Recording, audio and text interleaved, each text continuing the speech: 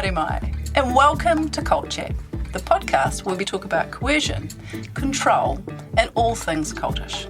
I'm Dr. Caroline Ansley. I'm a medical doctor. As a child, I lived at the Centrepoint community, a notorious cult in New Zealand, and now I run a website that advocates for the former children of the community. I'm Liz Gregory, and I run the Gloriavale Leavers Support Trust, and I'm privileged to walk alongside people after leaving this group as they embark on their new lives. And I'm Lindy Jacob. I'm a former member of the Exclusive Brethren, and I'm part of the Olive Leaf Network, a new initiative in Aotearoa to support leavers of high-demand religious groups. Come with us as we unpack the cult playbook. We'll be talking to experts and leavers of coercively controlling groups, and we will call for Kiwis to cult-proof their lives. Come with us as we traverse the cultiverse.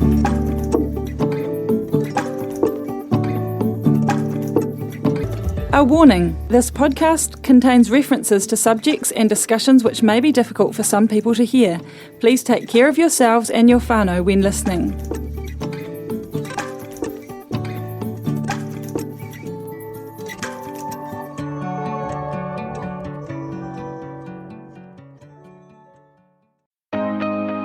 Kaz here with my friend Anka Richter, who's the author of the fantastic book Cult Trip. She's bringing us an exciting event soon. Oh, kia ora. Get ready for Decult, the first cult awareness conference in Aotearoa, New Zealand, happening in Christchurch this October.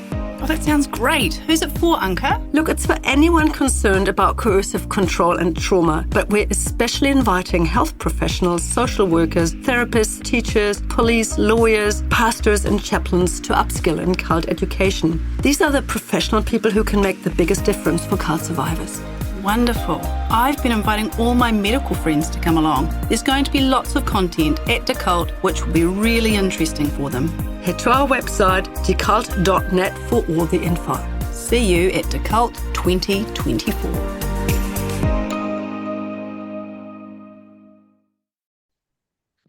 Welcome to Cult Chat. I'm Liz Gregory, your host for today, and we're really delighted to have a very special guest. She's a leading expert on cults. She's beaming in from America, having been a professor at California State University.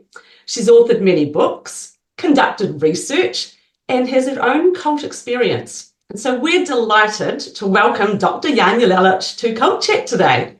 Welcome. Hi, thanks, Liz. I'm happy to be here, and I'm sorry it took so long to get this organized. Oh, better late than never, as they say. And we're so delighted because you're actually going to be coming to New Zealand really soon. And have you packed your suitcase already? No, but I already have a friend lined up to come over and help me pack. Wonderful. Great. So you've got a visit here in October, November. So that's quite soon. And Yes. You're going to be attending a number of conferences and a few speaking engagements. But I think you're also looking forward to seeing some of the sights of New Zealand. I'm hoping to, if you guys don't work me too hard. I promise not to. Yeah, so one of the events you're coming out for is the Decult Conference. Now that's happening in Christchurch, and quite a great appeal sort of among professionals, those working in the culty world or wanting to upskill, also ex-cultists and the general public. So you've got some sessions there along with other speakers. It's the first time that New Zealand has hosted a conference like this, and to have quality of people such as yourselves is quite incredible and humbling. Yeah, thank you. I'm really looking forward to it. I mean, because for one, I've never been in the country, but just knowing what's been going on in New Zealand, especially with Gloriavale, has been very interesting. Interesting is not really the right word. It's been very shocking. And so whatever I can do to contribute to people's understanding of these groups and the harm that they cause, and the importance of having resources for survivors and understanding what that recovery is like. I'm just happy to be able to contribute. Incredible. Your work has had quite a profound impact on the work that I do in the recovery sphere for helping people who have left Gloriavale. And I know that you've authored some books. So later on in our chat, I'd like to draw attention to some of those books and have a look at some of the content. that you cover. And I think what's so incredible about the work you've done is when people have been in a cult or have had close experience supporting people, reading your book was really an affirmation. It affirmed the things that we were already noticing and seeing, and it gave me greater confidence that I was understanding correctly. Right. So you don't have cult experience yourself. I don't, no. So my involvement Now, with how did you manage that? but around 11 years ago, some people from Gloriavale left and came to our local church, and our church just recognised that there were vulnerabilities there and something terribly traumatic had gone on. And then as our church got involved with this family, many, many more people started coming out and coming into our sphere. And so for us, there wasn't a personal experience to draw on for a recovery experience or how to best support someone. But we were certainly noticing patterns and trends from all of those coming. And then we were creating those categories like teenagers and their difficulties compared to first generation. Yes. So now, let me ask you, is where you live near the compound? No, we're about 4.5 hours away from Gloriavale. So we're on another coast, another area of New Zealand. And so there's this massive network.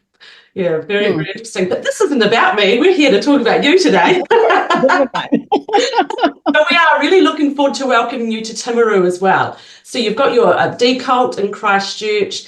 Then we're actually going to whisk you away to Parliament to have a chat with some politicians, civil servants, and that's going to be a lovely evening dinner with people who up there who are interested and want to understand more about, I guess, the harm of cults, because they're not just confined to Gloriavale. These groups that spread right through our country and can operate in plain sight. So I'd love you through our chat today to talk about some of that harm. And then to have you come down to Timaru. We've got a really special weekend planned for you here. We've got a public session on a Friday afternoon, or a training session, an overview of cults and their harm, recovery. And then we've got a special session on the Friday evening with just a private session with Gloriavale Leavers. And then that Saturday afternoon, we've got Dr. Gilly Jenkinson doing a private session with Leavers on recovery as well. And then on the Monday, Gilly's going to be running a training session more for sort of therapists, support workers, based on her recovery workbook. So it seems incredible for us to have so much interest from the international world. So why don't we jump in and hear from you? Love to just know a little bit about your cultic experience and how that's informed the work you've since moved into. Okay. Do we have the rest of the day? Let's go for the confined version.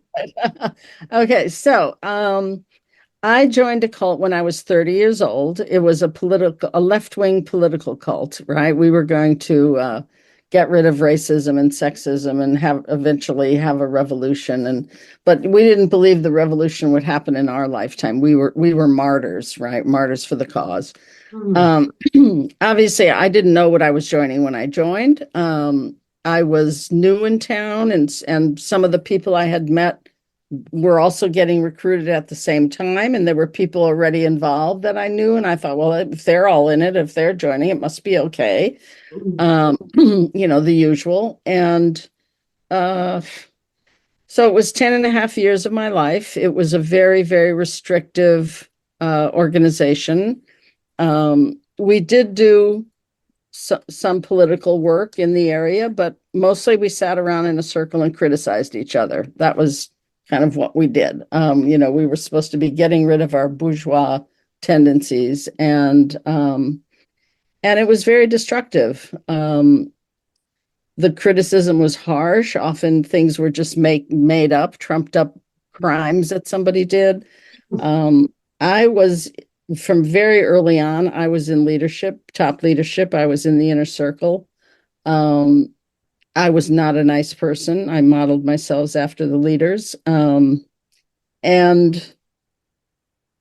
I think in part because I was in the inner circle, I saw a lot of things that eventually along with a whole other incident I can't get into, but eventually made me realize I had to get out of the group, but I couldn't figure out how to get out. So for about 4.5 years, I was absolutely miserable. And I would wish that I'd be killed in a car accident because it was the only way I could think about figure out how to get out.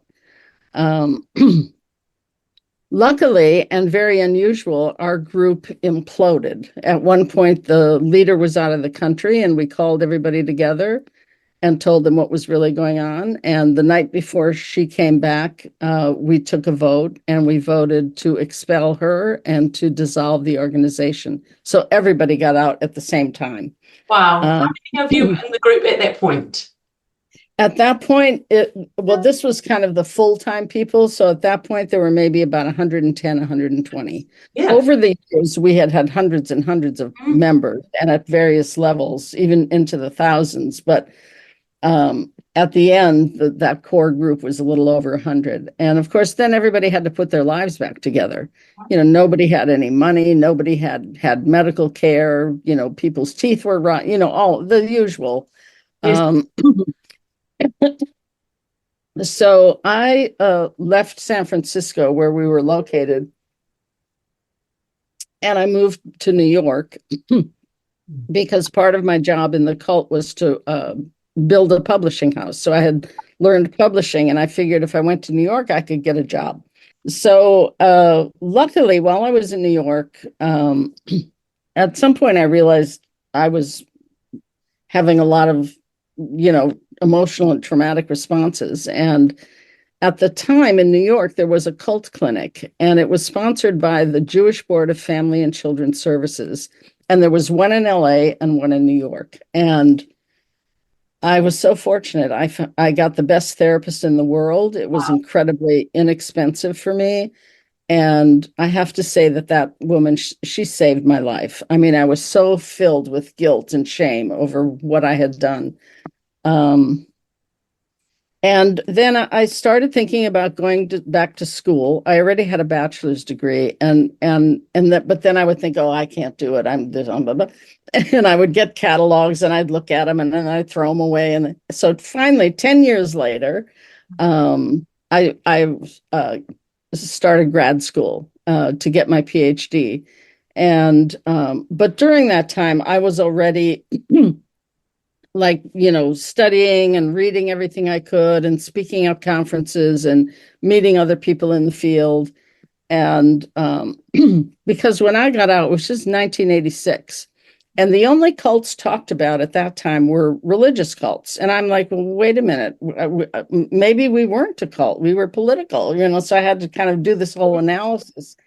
And so I started speaking at conferences about, there's other kinds of cults besides religious cults. That was kind of my little mission in the beginning. Anyway, I got my PhD. I got hired at California State University, Chico, as you mentioned, and was a sociology professor for 20 years. In between all that, I wrote books. I ran support groups. I did interviews on the media and things like that.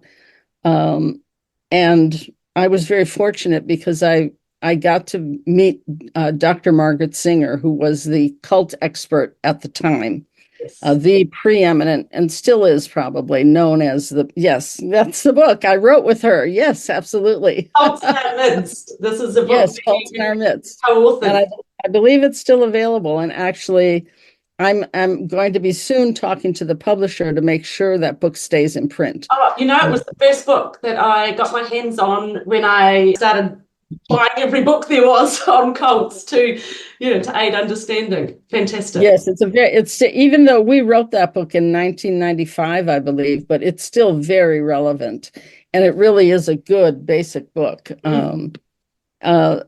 Anyway, as you know, I wrote some other books, and one of my biggest concerns is children in cults. Yes. So in the 2000s, I guess it was, I did research on children. I interviewed about 65 children, or people who had left their group, so they were adult at that point.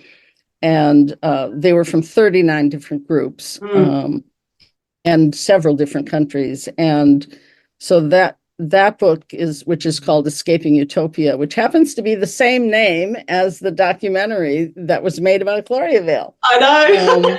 And I just never put two and two together. Not that I named the documentary, but it wasn't until it was pointed out. And I thought, goodness. I said that to the director. Yeah. I said, oh my goodness, you put the name of my book. And she said, yes, great minds think alike. So here's the cover of that book for those who are watching, Escaping Utopia. I've found, you see, I've got all these tags and every page has been covered and I've got, highlighting and pencil literally on every page, because it was one of the later books that I'd read, and I had probably 10 years of working in the Gloriavale sphere by then. So I could have underlined everything. And there are some profound quotes in this book. One of them is this: of course, nothing came out of my mouth or my brain that I thought of on my own. Everything I thought was there because somebody had taught me or somebody placed it there. So this is a second generation, putting context around the indoctrination process. And you touched on this just in your story, that you had a university degree, you're a clever lady, but you came to you were at a juncture in your life. You were at a new location without those normal support networks. This thing looked appealing and attractive. You thought it would be life affirming. You went along, but then quickly you felt trapped. And then you come out, and I'm guessing you're thinking, everything I was thinking, someone else had placed in my mind. It was the leader, I'm guessing, or the ideology of that cult. Yes. Yeah, I mean, that doing that research in that book was so important to me, because before then, I mean, it was only because I met some former members of Children of God at a conference. And then I asked to just sit down and talk with them at one point. And I was like, nobody's talking about this. I mean, nobody's talking about not only what happens to the children in the cult, the rampant sexual abuse, physical abuse, but also the impact on child development at the various stages of life. But then nobody talks about what happens when they leave. Like, what do we have as a society for them? And and at least in my country, and now I know at least you are starting to have something there, but what resources do we have for people? I mean, these kids get out, I mean, whatever age they are, sometimes they don't even know their real name. They don't have a birth certificate. They don't know how to get an education. In America, we have this thing called the GED, which is like a high school equivalency. They don't know anything about that. They don't know how to drive. They don't know where to go. They don't know if they have other relatives out there who weren't in the cult. And it's just tragic. And the number of suicides is just pathetic. It is. And so that, to me, I mean, you've probably heard me say this, like, I believe this is the number one public health issue that nobody is talking about. And so it has been a pet peeve of mine. Yeah. So anyway, I can get very fired up about this. So a couple of things there. You talked about suicidal ideation, something I've been examining a lot in regards to Gloriavale. Many of the young people and the older people coming out are all telling me of their experiences in the group where they felt like that, and then on leaving, those difficulties of the shunning, it just adds to the pain, the alienation they're already experiencing. You had a chapter in one of your books, it may have been this one, Take Back Your Life. It was about feeling like an alien landing on Mars. Right. Like that. And I found your Take Back Your Life book, another incredibly important book. And I think though it was in Escaping Utopia, you gave some statistics around suicidal ideation and suicide attempts. And remind me, was it 6 times the ideation and 10 times attempts? Is that correct? I believe so. I mean, I don't remember offhand, but I know it's far greater than in the general population. Yes. And that, yeah. It shows the level of entrapment, doesn't it? You spoke about being in 4.5 years, and I've noticed that waking up journey for some people can be a process of 8 years from their initial incidents that they start to doubt until I talk about the shelf on the back of the head. being filled Yes. up with with heavy items and eventually breaking. And I'm noticing those shelves are breaking before people leave these groups often, but some shelves break after. Mhm. And it's an extremely difficult time mentally, a lot of distress there. Yes. Yeah, and I think a great deal of the suicidal ideation is caused by what we call moral injury. So I just wanted to mention about that because what happens what happens in a cult is that everybody becomes a perpetrator. I mean, you have to. Of course, children know, but even as the kids grow older, because that's what they're indoctrinated into. So we all become perpetrators. Some of us worse than others, of course. But then when someone gets out, it's like, what did I do? Right. And they feel an enormous amount of guilt and shame. And that's what we call it's moral injury because you are doing things to people you know, and people you know are doing things to you.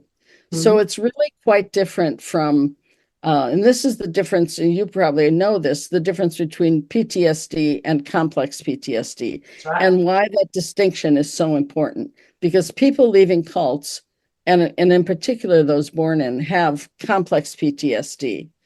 And the difference is because PTSD, and I don't mean to minimize what that is, but say you're a soldier and you go to war and you're killing people, but you don't know those people, right? Or say your child gets killed in a car accident and that's a tragic, traumatic moment for you, but you didn't know who was driving that car. But in a cult, it's people you know who are doing things to you and to whom you're doing things, and that has a different kind of effect, this effect we call moral injury, and it requires a different type of recovery, which is why it's called complex PTSD. That's incredibly helpful. And it's also the concept that it's not from a one-off sort of traumatic incident, Yeah. or it's the complexity of The long-term, yes, the long-term effects, absolutely.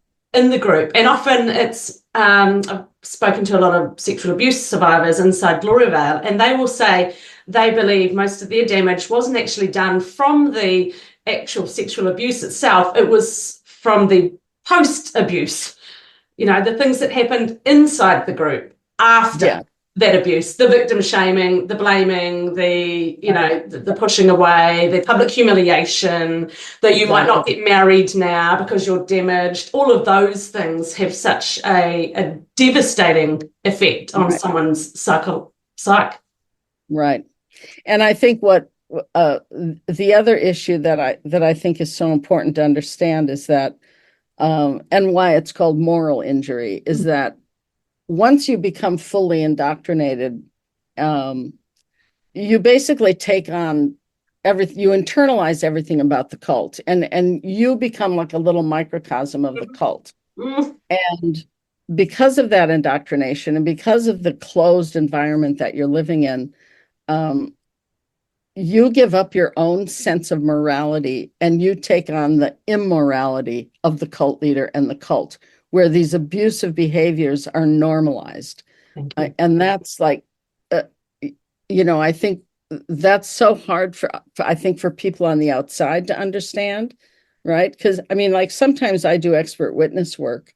I did a case recently where a guy was in a small cult and the cult leader told him to go set fire to Walmart stores. Walmarts are these giant, giant stores here in America. I don't know if you have it. And there were it was like 10 people in this group. It was like 2 families, basically. Wow. So this guy he drove the car. He didn't go in and set the fires, but he drove the car. One of the Walmarts burned down completely. The other one was millions of dollars of damage. So when they got caught, it was a federal trial because they considered it domestic terrorism. Goodness. And so he was facing prison. And I got hired by the federal defenders to try to get a reduced sentence for him. Wow. And trying to explain to the judge, like, why this wonderful man who never even had a parking ticket in his life, did these things, like things that he never would have done under any other circumstance. And we got 6 years knocked off, but out of like a 20-year sentence. But, it's like, a huge chunk of his life is going to be in prison. And so Yes. this is what people on the outside, they see people do these things, or they see mothers give away their children or Yes. whatever, and they're like, why are they doing that? What's I wrong would with never that? do that. How isn't that person a good mother? The Yeah. two words they're missing in their understanding are coercive control. That's Exactly. the issue, isn't it? And Mhm. that are two words that we're trying to sort of, raise awareness of here in New Zealand. Because if you can't get a handle on coercive control, you can't even begin to help people in the cultosphere in their recovery, helping, because some part of leaving, or one of the most important aspects of leaving, would you agree, is unmasking the cult, understanding what happened to you Yes, in the exactly. group. Yes, yes, absolutely. Yeah, the whole issue of coercion. I mean, it looks like Australia's making great headway with that. I don't know if you know Jess Hill. Are you familiar with her or her work? Familiar with her, but we haven't spoken or. Yeah, I think a couple of years ago, I think she had a radio show, and she had me on her radio show. That was when I first met her, and I got her book. But I follow her now on LinkedIn, and she's doing some great work. And the UK has done a little bit, but here in America, it's practically impossible. I mean, the legal system, trying to get these ideas across is just so difficult, or to law enforcement. Yes, now that's something that we're hoping to take advantage of you while you're here in New Zealand. It's just that idea of heading to the politicians, the civil servants. It's really to raise awareness around some of these issues of coercive control, the bigger issues, because cults are set inside other concepts, and getting inside someone's head is the way that cult leaders operate at the end of the day. And the idea of after leaving is get them out of your head as quickly as possible. Right. But they do so much damage internally, don't they? You talked about they wanted to get rid of the bourgeois tendencies. And I guess in Gloriavale, it's that they have this concept, we need to get the self-will out of you. Are you talking about the same sort of concept? Of course. I mean, it on some level, it doesn't matter what they call it or how it's identified. Mm-hmm. Basically, what's happening in the indoctrination program is that they're attacking yourself. They're taking apart yourself because they want to reform you into their model of who you should be. Mm-hmm. So whatever language they use, whatever terms, it doesn't matter. You can see these patterns across all cults. And it's essentially this violation and attack of who you are, what you believe, what you stand for, what your understanding of the universe was, right? What's the difference between right and wrong? All of that. That's what it is. So in my group, because we were a leftist group, we had to get rid of our bourgeois tendencies. But, in some other group, it's your whatever background, it doesn't matter. They're taking you apart. They are, yeah. So can you talk about this in terms of, you've got a framework which is particularly helpful called the Bounded Choice Framework. Can you just touch on the 4 elements of that to help us understand, what is a cult? How can we identify these? You're talking about patterning. What are these patterns? Right. So for me, a cult has 4 characteristics. First is the charismatic and authoritarian leader, right? And I can talk a little bit about each one, and then secondly is what I call the transcendent belief system. This leader is offering you something, and it's tied up into this ideology or this belief system that gives you the answer to everything, to the past, the present, and the future, right? And it's embedded within that ideology that in order to be on this path, you have to change. There's a change process you must go through, right? And then that change process is brought about by the next 2 characteristics, which are what I call, first of all, the systems of control, which are basically the rules and regulations, the sort of obvious stuff, what you're supposed to wear, what you're supposed to eat or not eat, how many babies you should have, blah, blah, blah, blah, blah, right? Mm-hmm. The systems of control. To me, the far more powerful aspect are what I call the systems of influence. Mm. These are the social psychological influences that prey on your emotions. It preys on guilt and shame and love and fear and anxiety and all of those things, right? Those are the things that are taking you apart, right? the ways in which they're going to attack you, whether it's through criticism sessions, whether it's through writing confessions, standing up and speaking confessions. In my group, we actually put people on trial, right? Just like the Russian purge trials, right? Yes. Whatever it is, it's these things that are taking you apart. And these four aspects are interlocking. They work together, right? To create what I call the self-sealing system. So this is a social system that's closed in on itself. That's right? powerful, because self-sealing, that's your isolation right there. They always have. And then they pull themselves back from society, disconnecting you from isolation. And you're not allowed to entertain any ideas or thoughts that are not part of this system. So everything out there is bad and evil and scary and awful. And that's why it's so hard for people to think about leaving. Not only do they worry about giving up salvation, losing their family, losing their friends, but you're told that once you go out there, something horrendous is going to happen to you, right? We were told if you leave, you're going to die in the streets, a dirty communist. America, they hate communists. Nobody's going to hire you, blah, blah, blah. Or you're told, something horrendous is going to happen to your family, some thing to make you afraid to go out there. And that's in that book, Escaping Utopia. It was so interesting because people said, one of the things almost everyone said was, I was so surprised how nice people are. Like when I got out in the world, it's like, oh, they weren't monsters. They didn't hate me. It's like, oh, right. It's so true. We run training sessions and we'll often have Gloriavale Leavers there, and I'll just put to them the same question and they all pop out with the same answer. What was the most surprising thing when you came out? Right. It's always the kindness of people. Like we were told everyone was evil and wicked, and we were going to die in a car crash or get cancer. Right. And I figured out that each group has their own thing that they threaten people with when they leave. So yours was a dirty communist. Gloriavale's is a car crash. And one of the leaders in Gloriavale stands up and talks about this big bad car crash he had before he joined the group. And so and showed pictures of it recently, just to remind people of that possibility that if you leave here, these terrible things might happen to you. Right. Yeah. So let me get back to bounded choice. Okay. So you've got these four things and you've got this closed system, right? And you're stuck in the middle. And the indoctrination goes on all throughout. It's not just like in the beginning, you take a few classes and then it's over. The indoctrination happens over and over and over again. That's what the criticisms are for, or the self-reports that you have to write, or the whatever. They'll put you through tests, ask you to do something you don't want to do. And then once you do it, you've given away one more little bit of yourself, right? So when you get to that point, as I was mentioning earlier, when you're fully indoctrinated and you're like a little microcosm of the self, at that point, you have no real choices, right? You may think you have choices. They want you to believe you have choices, right? And you may have choices about insignificant things like, maybe where to live or what to buy at the grocery store, things that are inconsequential. But big things like, can I criticize the cult leader? Or can I think about leaving? Those ideas, you absolutely cannot entertain those ideas.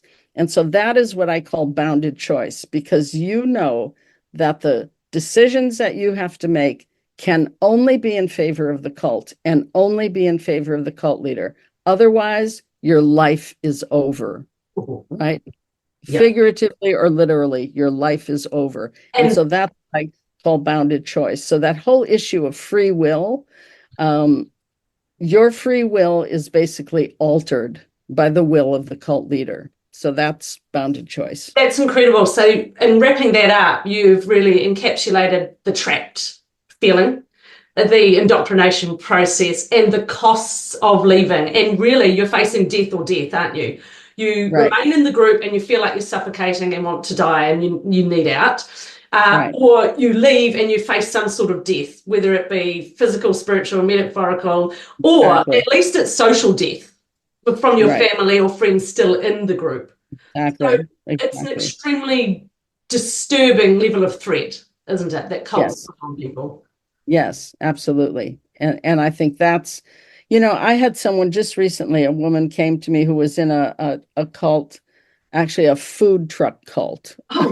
Such a thing as a food. There's like when I tell you there's every kind of cult there is.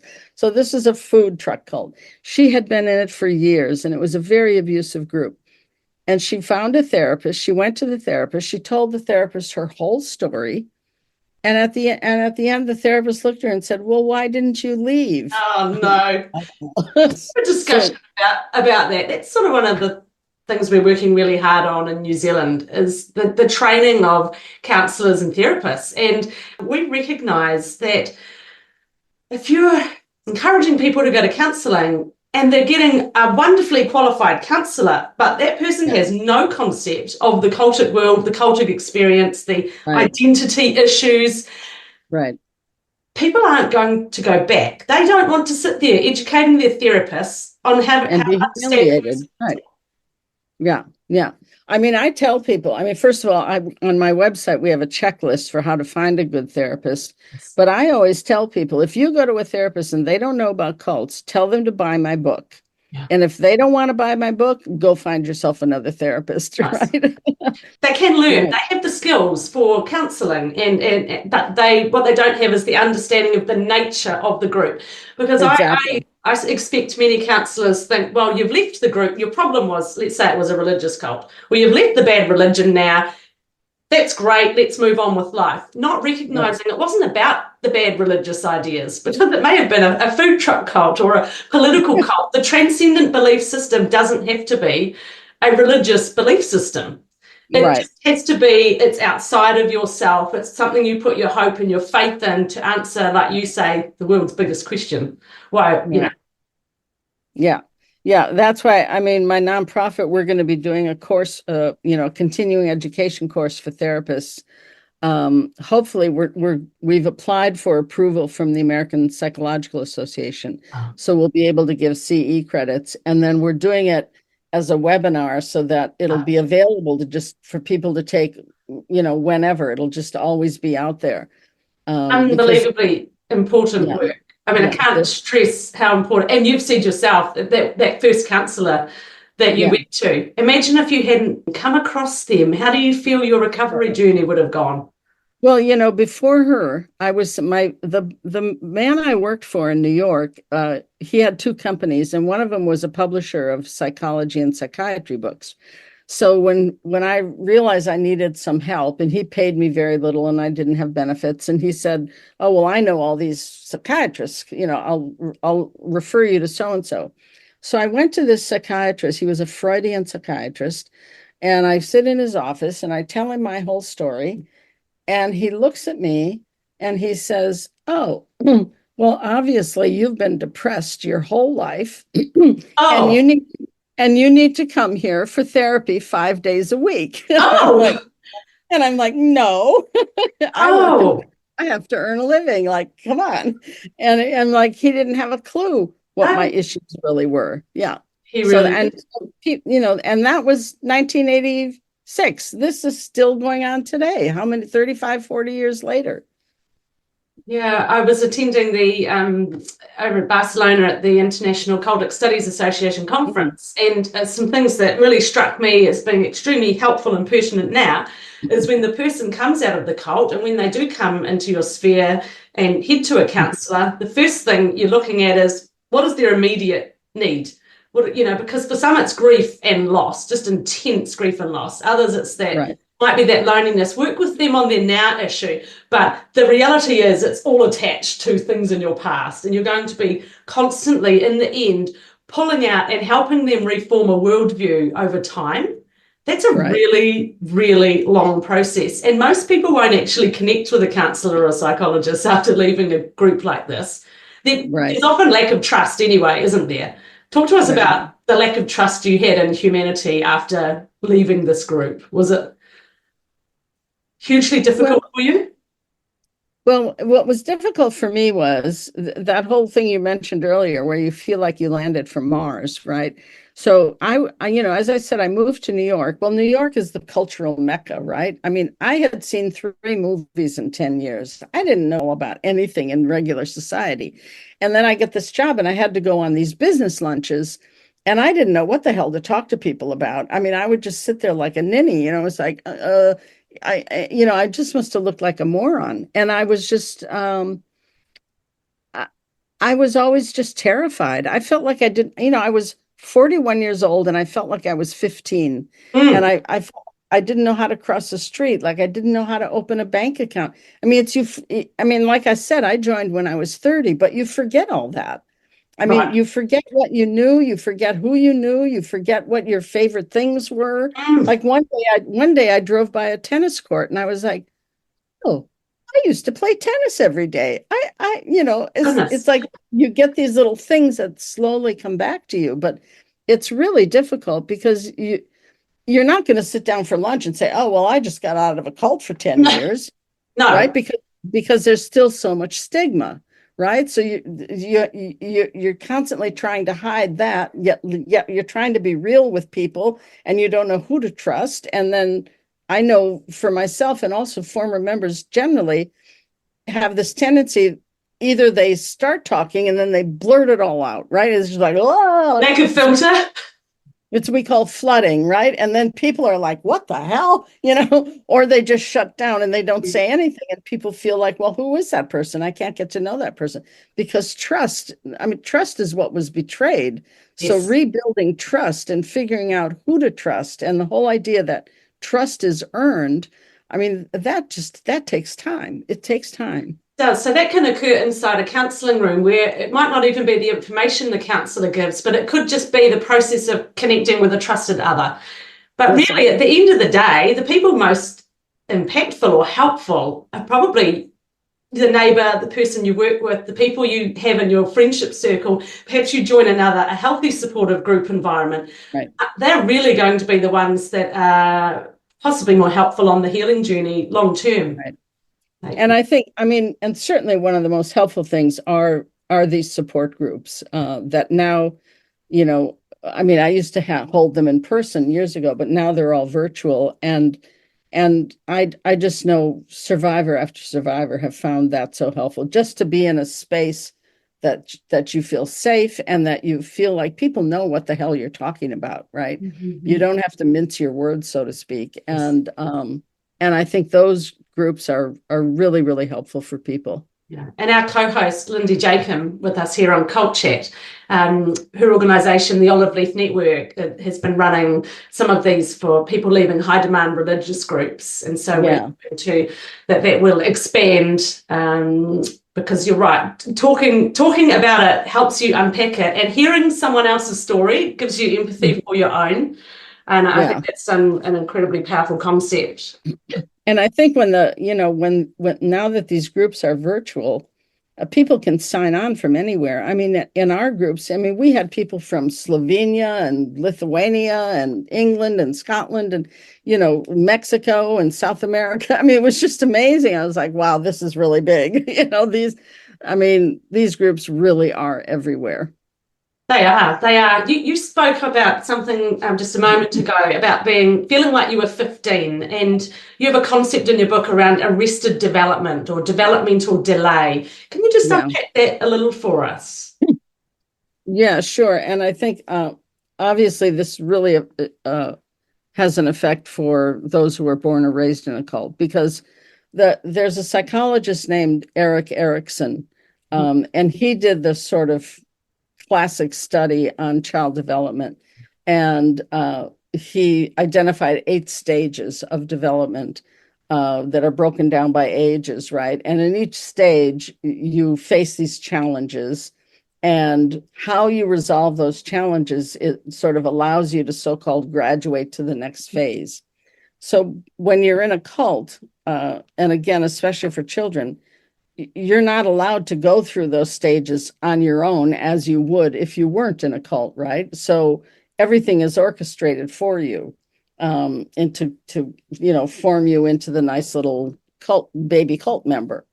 And the most, I think the ones that have the stage that has the most impact is when you start to enter your teens, like 11 to 13, and then the next stage after that, because those are the years when you're really trying to figure out who you are, right? So we know that, those are the years that kids rebel. They go goth, or they want to get tattoos or their belly button pierced, and they want to figure out who their friends are, and they don't really want to listen to their parents anymore. And, and you're exploring and you're figuring it out, and you make friends and you find out you don't like them and you go somewhere else.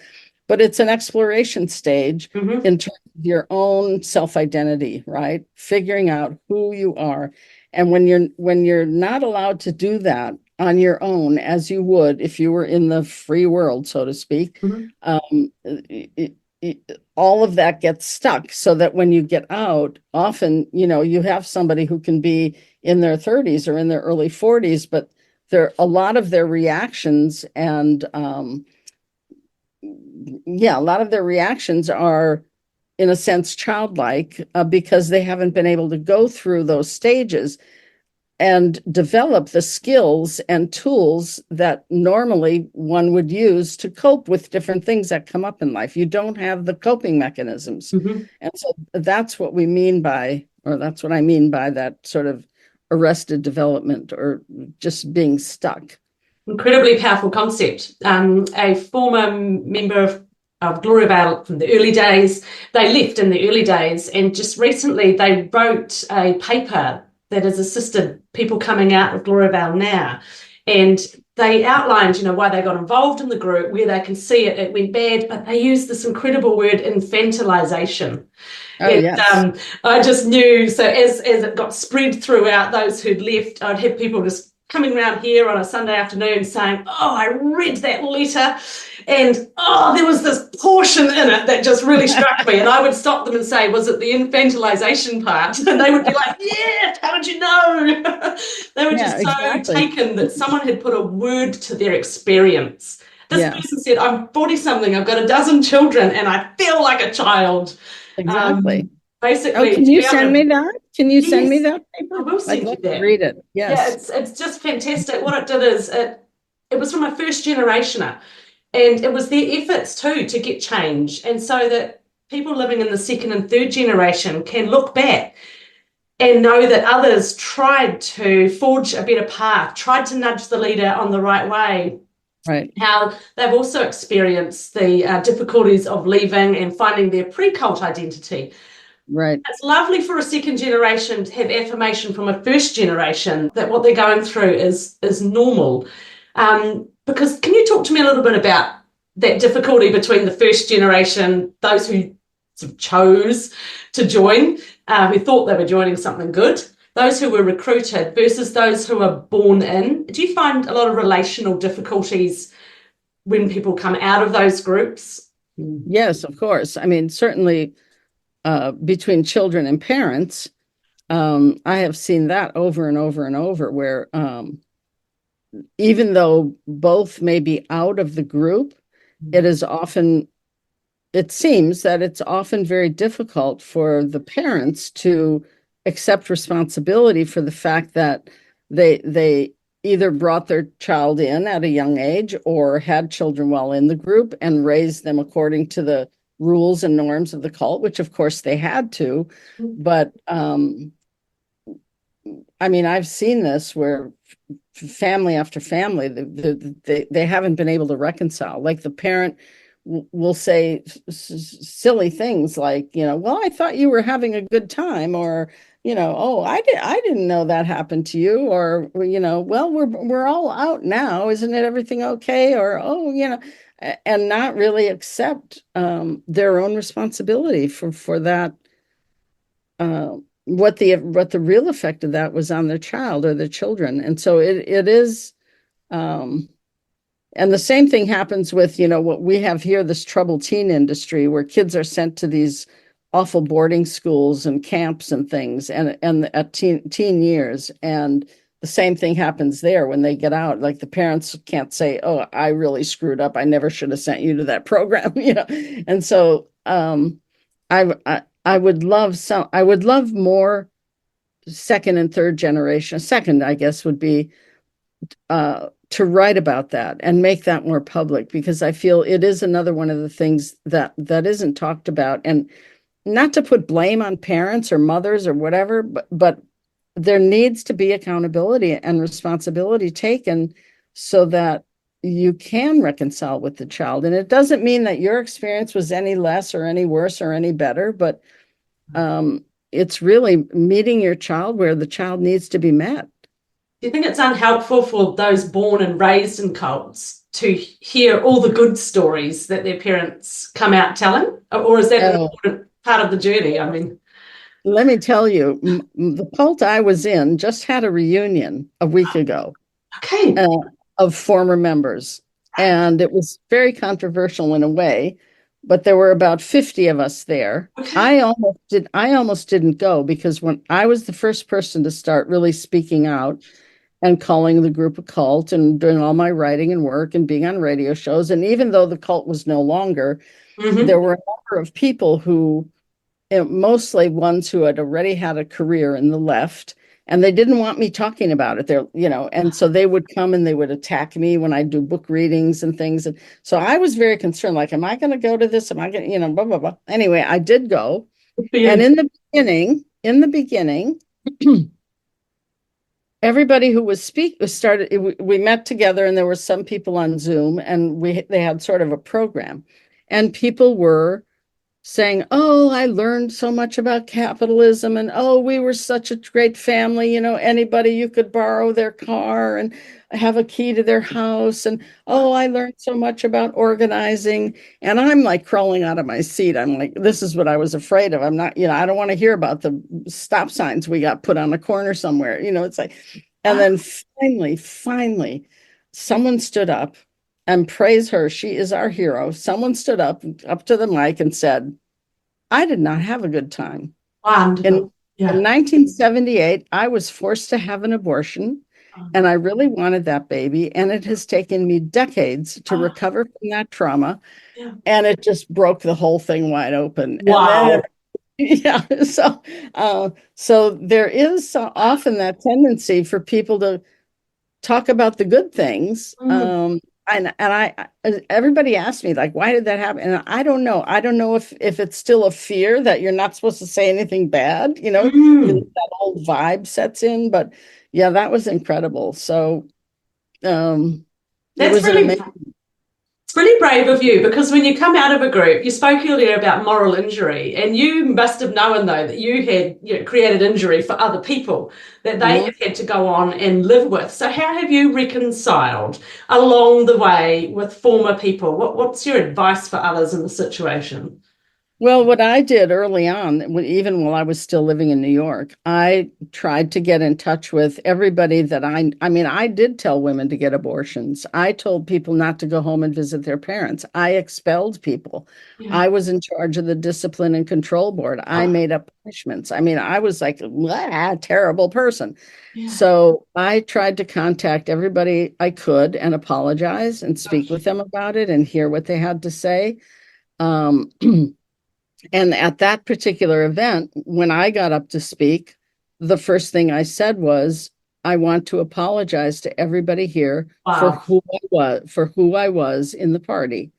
And that's so powerful. It is important to do that for someone who was in leadership or had a high position. I think it's really important to try to, some people didn't want to talk to me, and that's fine. And there were a few people there who wouldn't talk to me last Saturday. And I understand that. But I think it's important to, to try to make amends in whatever way you can and take ownership of who we were. Oh, I think that's incredible. Look, we're getting close to the end of our chat, and we've danced around on all sorts of areas. But I guess I want to point out again, Take Back Your Life. This is a very impactful book that you've written, and it really deals with the concept of theft of personhood, doesn't it? And that you can, after a group will steal your personhood, a dangerous, unhealthy group steals you. And the idea of the recovery is that there is hope, isn't there? Tell us there's hope. Oh, there is hope. My gosh. There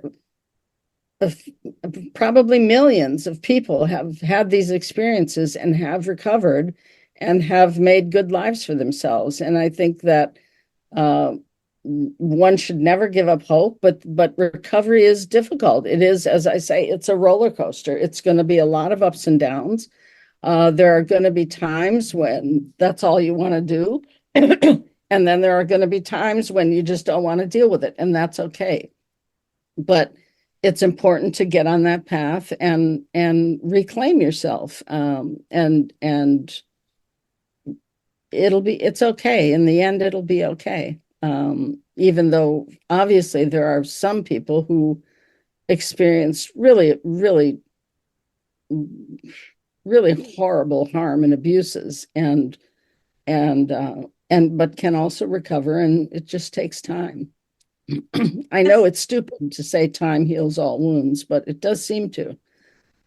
Time plus some love, care, recovery, professional help, all those things can assist in that process, can't they? Which is exactly why you're coming out to New Zealand. So as we wrap up, let's remind people that you are coming to New Zealand. If you'd like to have a look at Dr. Lalich's program, you'll find information about her trip on the Decult website.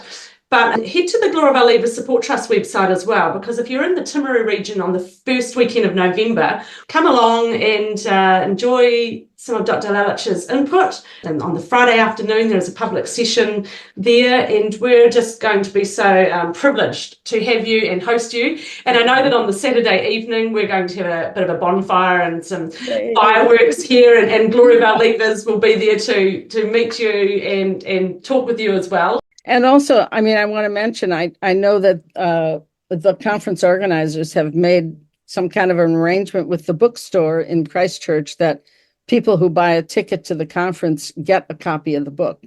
And there will be a book signing there. So just if that's a little more encouragement to come to the conference, but I'm really looking forward to it. And I'm especially looking forward to my visit to Timaru. That's fantastic. Thank you. Yes, I think actually that people can order that book and head to the conference and have it collected. I think there's a link on their website. Yeah. Well, I just really want to thank you for beaming in from America today. It's been delightful to talk to you and just take on some of your insights. Thanks everyone, our listeners, for joining us today on Cult Chat. Be sure to follow us along on all your favourite platforms, whether it's YouTube or Apple. Thanks to Plains FM for encouraging us along with this particular radio broadcast. So go and enjoy, everyone. Go and cult-proof your life and get a hold of some of Dr. Lalich's books and learn to become the best supporter you can of ex-cultists. Thanks again. Great. Thank you. Bye, everyone. If anything in today's episode was difficult or upsetting for you and you would like to talk to somebody, we encourage our New Zealand listeners to free call or text 1737 for support from a trained counsellor. Or you might like to visit the resources section of the Olive Leaf Network website, where you can find a range of organisations and resources that might be able to support you. We would also like to remind you that the views and thoughts and opinions that have been expressed in this program are the speakers alone, and Cult Chat does not necessarily endorse or share them.